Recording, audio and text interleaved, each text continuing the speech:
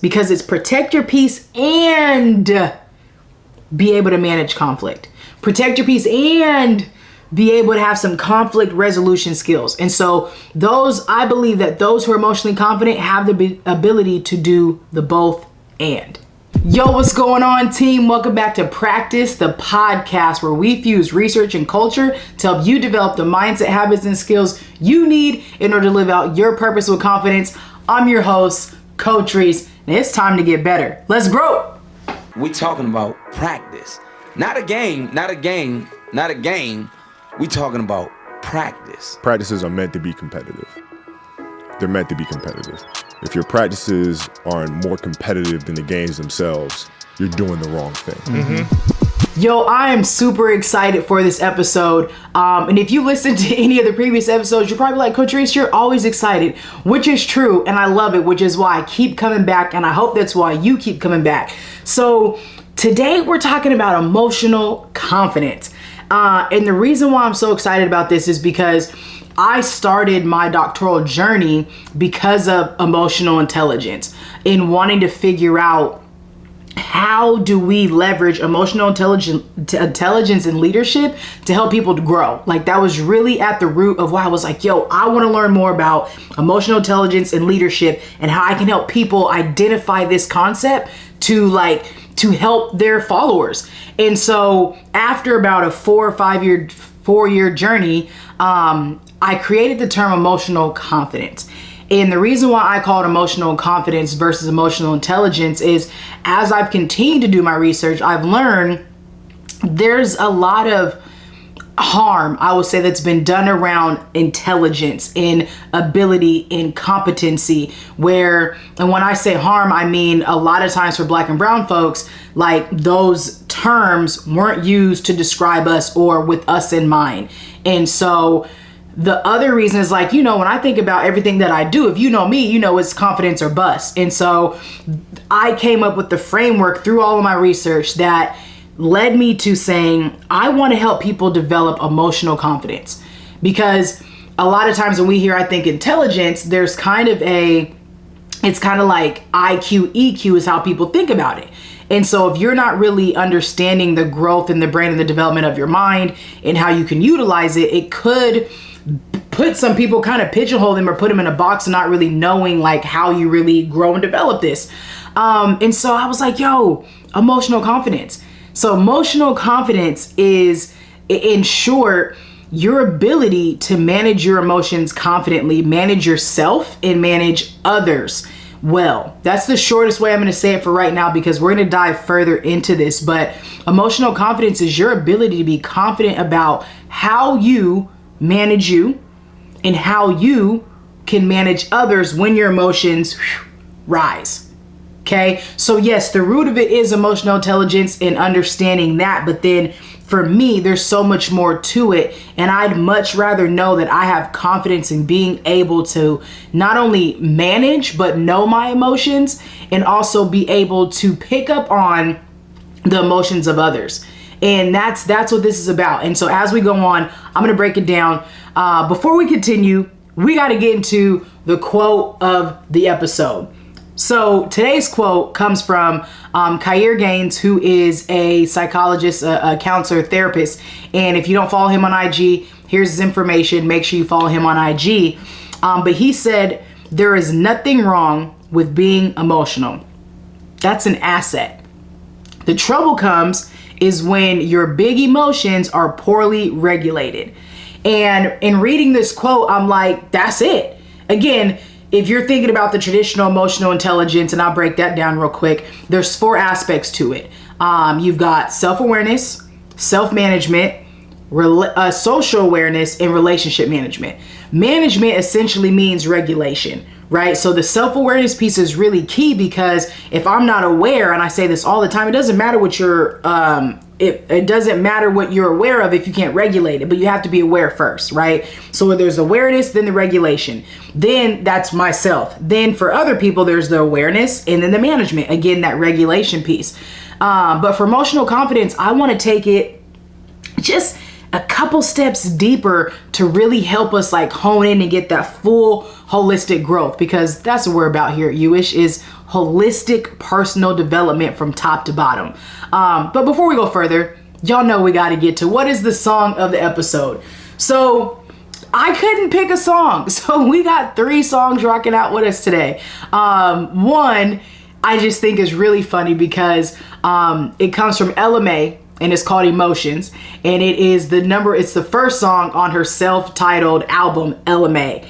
And this album is funny and I'm giggling because people hated that she talked on her albums, and hated that she did poetry, and I liked it.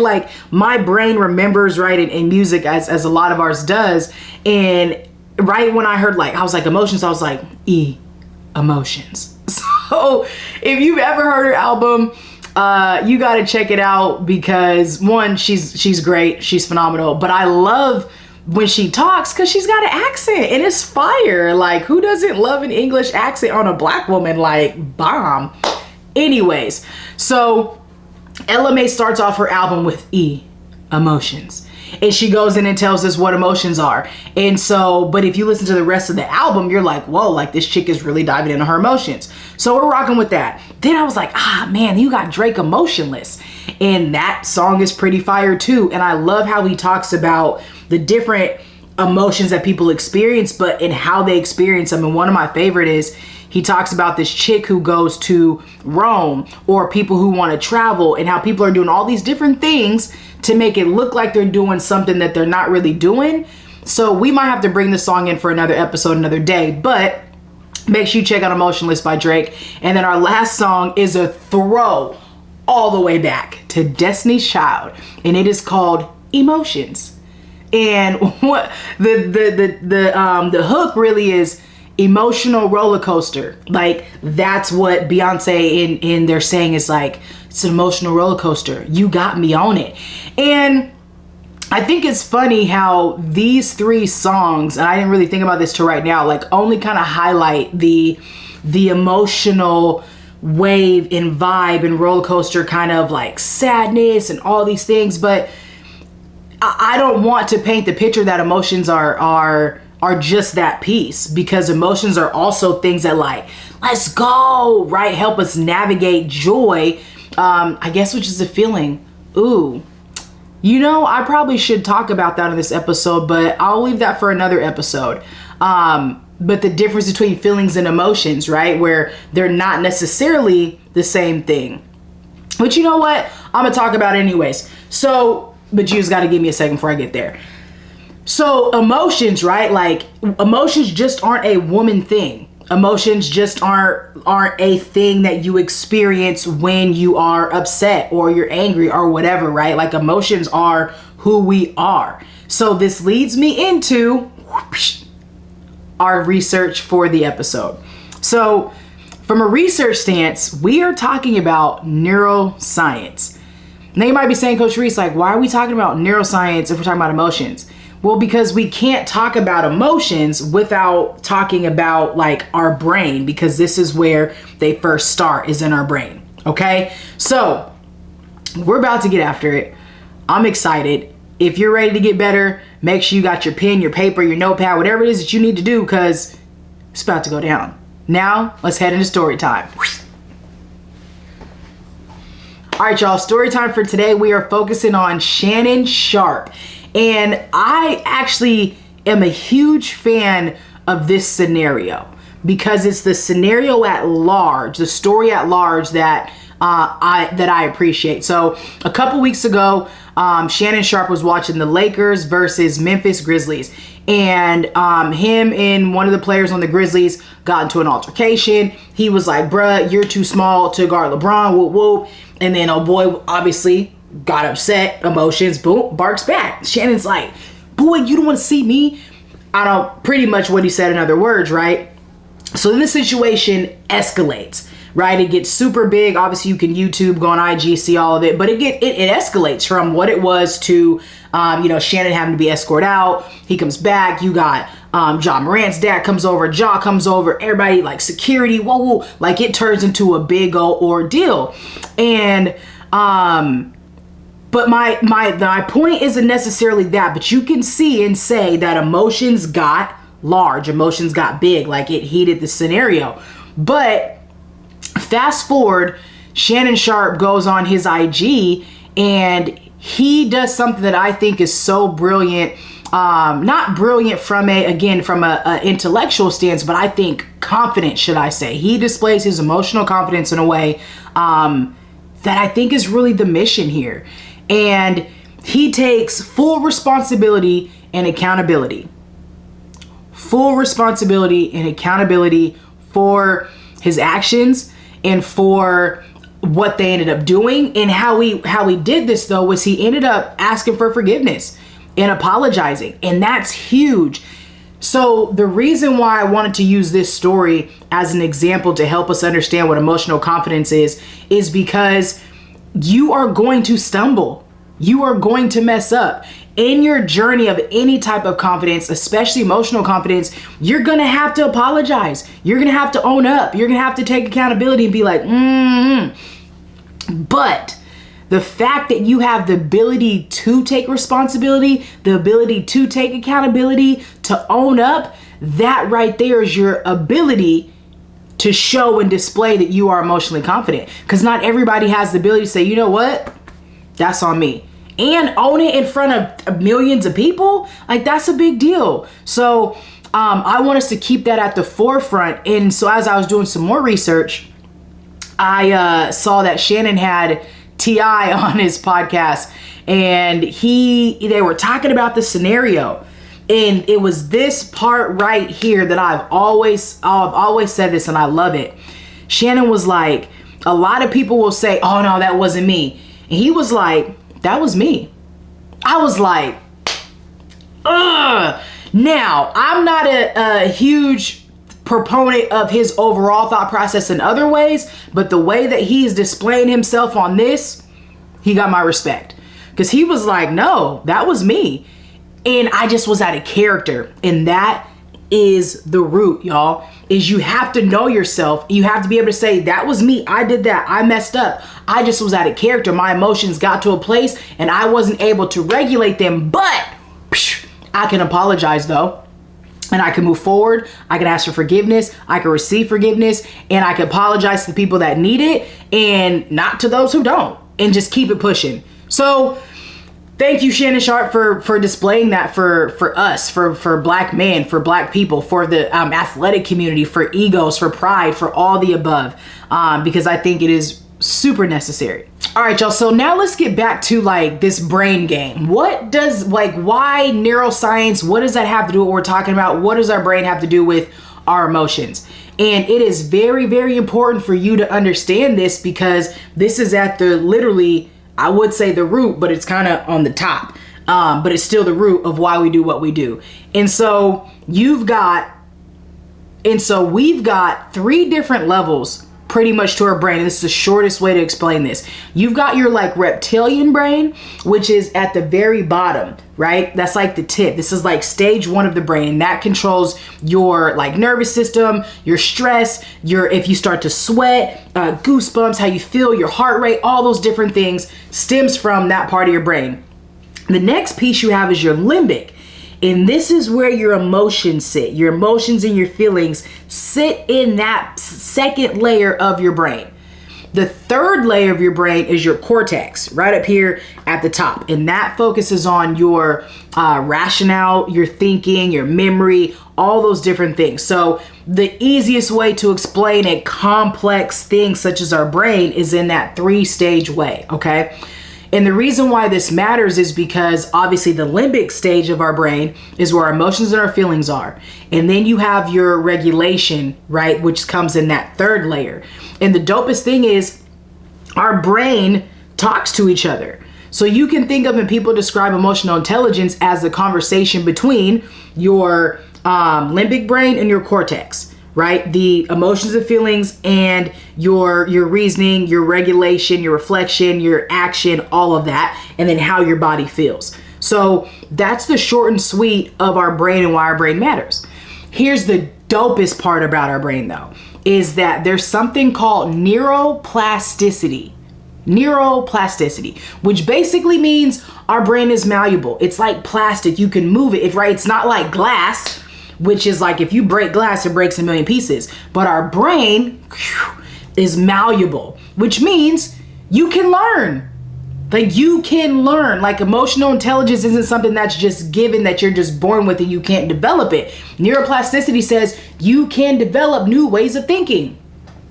You can, maybe not necessarily ways of like feeling, because your emotions will rise, but you can develop the confidence to be able to manage what you've become aware of.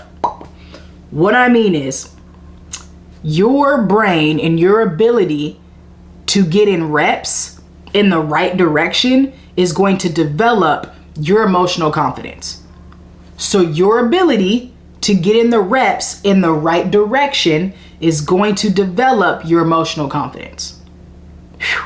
Okay, so last piece about the brain here. You've got your brain, then you've got your mind, then you've got your emotions and your feelings, then your thoughts, and then your behavior. So the reason why it's so, again, important to just kind of know a foundational level of how our brain works is because it goes from your brain to your mind, then your emotions and your feelings, and then we have thoughts about something, and then we act. Our action is where we need to have the confidence that we're going to be able to respond in a way that aligns with our best self. So the more you know yourself, the more you will be confident in knowing you will respond in a way that aligns with your best self. So now I want to break down the aspects of emotional confidence and what this looks like in action. So emotional confidence, in my description, again, this is my philosophy, it has two parts similar to emotional intelligence, but I like to call them intrapersonal and interpersonal. Intrapersonal and interpersonal. Intrapersonal is me, myself, I. How am I dealing with me? So we start with humility. Humility, again, is a heart posture. It's not a destination. It's a heart posture that says, in order for me to grow and be an emotionally confident, I have to position my heart in a specific way that says, I don't know all I need to know. I do know what I do know. I'm willing to know more, and I'm willing to wrestle with whatever that is, okay?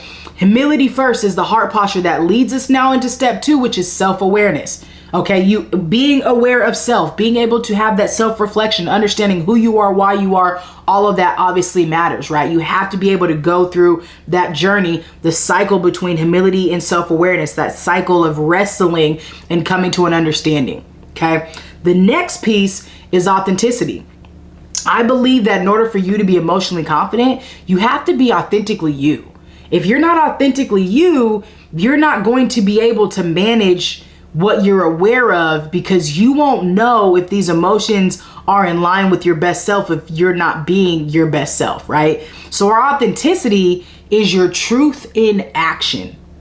And the reason why I want to point back out to Shannon's story is he said something, right? Like, that was me. So even when we mess up, that was me. That is me being authentic. It was just a me that I don't care to be. There's a difference.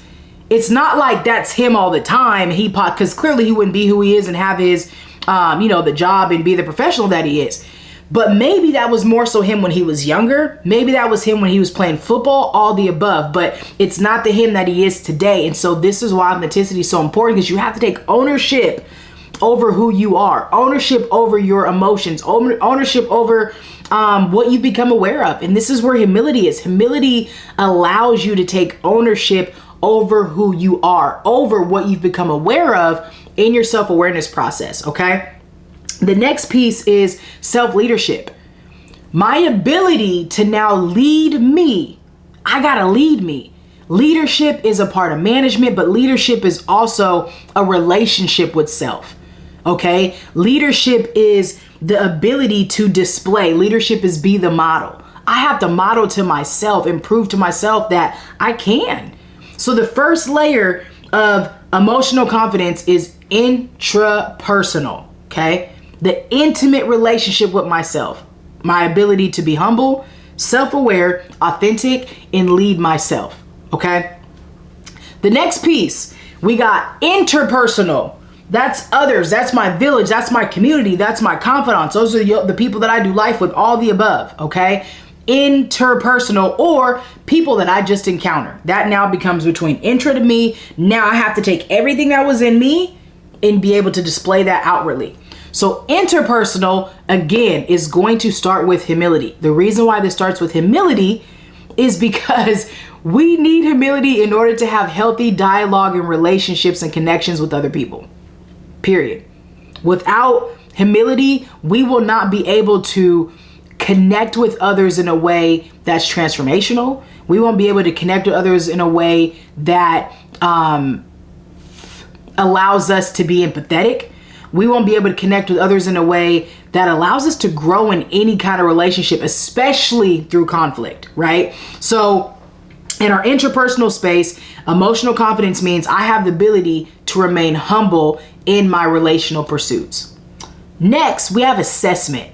An assessment is I got to be able to pick up on the game. I got to be able to assess the energy in the space that I'm in. I got to be able to assess your energy, right? And my humility is going to empower me to assess your energy. So when I assess your energy, the energy of the space in the room, I know how I need to show up. I'm still going to be my authentic self, but I know how I need to show up in this space. I know how I need to show up in this conversation.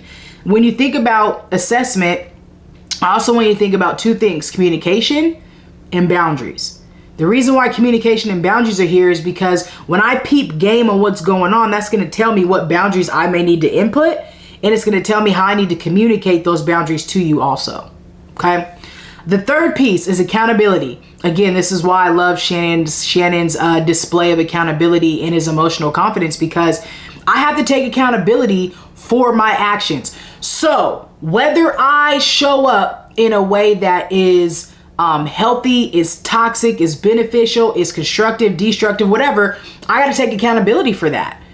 So this is where people like to say, well, I can't make you feel no way. No, boo-boo. Yes, you can.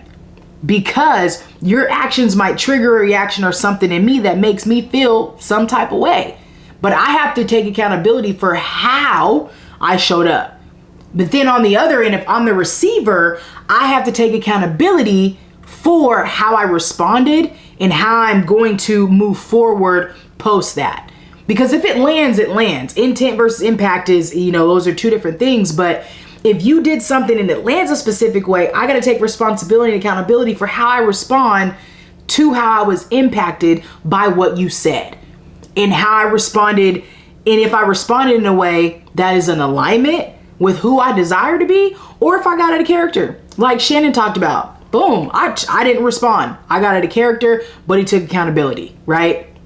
So you have to take accountability on both sides. That's the biggest piece here. And the last piece is a 3-piece: pivot, retreat, or timeout. When the interpersonal aspect of emotional confidence comes into play and I'm connecting with somebody, I need to know, is this a situation where I need to pivot? Is this a situation where I need to retreat? Or do I need a timeout? So for all our hoopers, all that stuff makes sense. But if you're not a hooper, you're probably like, Coach Rees, I don't know what you're talking about. Okay. Pivot. If I get in a situation in basketball and I have to, I'm gonna say jump stop because that's the best situation, the best thing to say. I now have to decide between which foot I'm gonna use in order to help me get out of this difficult situation. I gotta pivot. I gotta figure out, how do I get out of here, right? The next piece is, do I need to retreat? Retreat may be, I went too deep into a conversation. It's gotten out of hand. We're going somewhere I don't want to go. So now I need to use a retreat dribble to back up, to reassess, right? This is going backwards. I got to reassess what the heck's going on. Did I read the energy wrong? You impacted me this way. I got to retreat so that I can reassess the scenario and the energy to make sure that I can continue in the way that I need to. Do I need to stay in this? The other piece is, do I need a timeout? Because I might just need to, I just call it, I need a timeout. I need a timeout. Okay, I might just need a timeout. And when you take a timeout, this is actually a really wise thing for you to do, because you might get into a situation where you have to pivot. The pivot don't work. And now you're like, timeout. So that way you can collect yourself. And again, this is all about the self-awareness. Right now, I cannot continue to manage or handle or be in this situation and respond in a way that is authentic to me, or respond in a way that aligns with who it is that I want to be. Whew. So I hope all of that made sense, because it's a growing philosophy, it's a growing thought process, but it's something that I think is going to be beneficial to help us take our understanding of emotional intelligence to the next level of how we can embed our holistic personal development within it. But here are 4 things that I think that you need in order to grow in your emotional confidence. Number 1, you need psychological safety, intrapersonally and interpersonally, right? I need psychological safety to know that it is safe enough for me to be who I need to be and express my emotions and not feel shame and put down and all those other different things, right? From myself and from other people. And I'm going to get grace. I'm going to get forgiveness, all of that. The next piece is you need communication skills. We talked about this a little bit earlier, but you need to be able to communicate, right? This is what helps you mature. This is what helps you become emotionally mature, is because you can communicate how you're feeling. This is why babies just cry. And little kids, they act out because they can't articulate how I'm feeling. They have the same feelings as us: hungry, tired, sleepy, all those things. They pee themselves, whatever, right? Like, I'm angry and frustrated, help. But for them, it comes out in a way where you're like, But the whole point is that for adults, we should be able to articulate and communicate how we are feeling. Those who are unable to do that are not emotionally mature. They're not emotionally confident. They have very low emotional intelligence. However you want to say it, that just is what it is, right? And then the third thing is boundaries. Once you've become aware of certain things and you've been in a scenario with somebody multiple times or one time, that gives you the, okay, bet. Yep, I know exactly how I need to move or what boundaries I need to put around me, so that way my brain and my nervous system don't go popping off, right, in the future. And the fourth thing is patience. You need patience with yourself. You need patience with other people, period. Whew. All right, y'all. So I know that was a lot, and it was a lot fast. Reason being is because I'm trying to keep these podcasts short and sweet, to where I'm not over inundating you. But please do know we will definitely be breaking down all of these in the future. So you got to make sure you like and subscribe and stay along with what was going on, so you can stay tapped in to help you grow in your emotional confidence. But now we are at the skills and drills, and it's time to grow, y'all. So here's your practical application. I got 3 things for you. Number 1, you got to get in tune with your system. You have to, right? That's understanding, how does my body respond in certain scenarios? How does it respond? Because your body response, remember, is that reptilian part of your brain. That is your, do I get goosebumps? Am I sweating? Is my heart starting to pound? Like, when I think about a situation, what happens to me? Another concept of this is the body keeps a score, where your body holds on to trauma, right? Based off of that scenario. So you got to get in tune with your system. What thoughts do I think that now make my body go, right? And then you could also reverse it in the other direction. You think about something that is less stressful, right? You meditate on something that's less stressful, and then it helps calm your body down. Number 2, gain momentum in one area for at least 2 weeks. Okay, gain momentum at one area. Focus on what you're saying. Okay, I want to be able to grow in this aspect. And you just try to find, how do I gain momentum in that piece? Because once you gain momentum in that piece and you focus on it for a couple weeks, that's going to give you the strength to show, like, okay, I could do this. And now you can build up, and now you can start applying this to maybe other relationships. Now you start applying it with maybe teachers. So you want to start in like low risk environments, maybe with the friend that's already safe, right? Whether that's inserting boundaries or starting to communicate. But you want to start off with one skill, one thing, one area, and try to focus on doing that thing for 2 weeks, and then build up and start having more difficult conversations as you build up the strength. Number 3, track your growth over a 3-month period. Number 3, track your growth over a 3-month period. I believe that anybody can change almost any area of their life in a matter of 3 months. And so if you now get in tune with your system, and then you start small with one area for 2 to 3 weeks, I believe that you'll be able within 3 months to fully train your communication, fully train your boundaries, and at least gain some momentum that says, okay, like I'm not afraid to do this anymore. I'm not afraid to speak up for myself. I'm not afraid to insert my boundaries and tell somebody when they violated them or let them know what they are. I'm not afraid to do what I need to do to protect my peace, right? Because on the other side of fear is that emotional confidence. And so you have to do what you got to do on a daily basis in order to grow in these areas, because it's protect your peace and be able to manage conflict. Protect your peace and be able to have some conflict resolution skills. And so I believe that those who are emotionally confident have the ability to do the both and. All right, y'all. So I hope that you got something from this. I hope that you valued the conversation. You felt like that you got better today. This was very high level, broad, but it's the direction that we're going, because I want you to not only live out your purpose with confidence, but to be able to have emotional confidence, because that's what's going to enable you to not only be your best self, but also show up as your best self. And even when you fall short, it allows you to take accountability and then proceed. I love y'all. I'm praying for y'all. I wish the best for y'all. This is it. Practice the podcast from your favorite confidence coach, Coach Rees. Until next time, peace.